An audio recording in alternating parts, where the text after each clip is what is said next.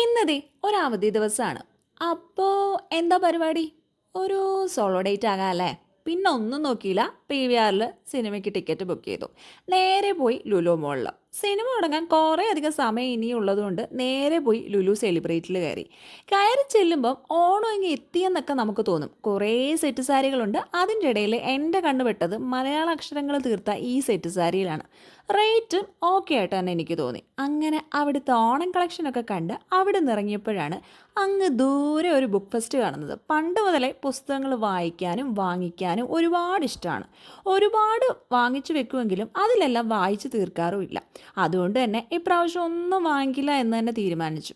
ആദ്യം കയ്യിലിരിക്കുന്നതെല്ലാം വായിച്ചു തീർക്കാം, എന്നിട്ട് പുതിയത് വാങ്ങിക്കുന്നതായിരിക്കും നല്ലതെന്ന് തോന്നി. ദേ, ഈ ബുക്ക് വാങ്ങി വെച്ചിട്ട് ഒരുപാട് നാളായി. ഇതുവരെ അതൊന്ന് വായിച്ചു തുടങ്ങിയിട്ടില്ല. പുസ്തകമൊക്കെ നോക്കി നിന്ന് സമയം പോയതറിഞ്ഞില്ല. നേരെ PVRൽ പോയി.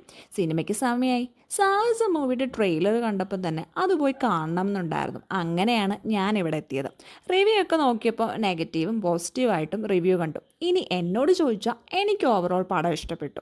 അങ്ങനെ സിനിമ കണ്ടിറങ്ങിയപ്പോഴേക്കും വൈകുന്നേരമായി. കണ്ണാടിക്കൂട്ടിലെ പപ്സ് കണ്ടപ്പം പിന്നെ ഒന്നും നോക്കിയില്ല, അതും ചായയും കൂടി വാങ്ങിച്ചു.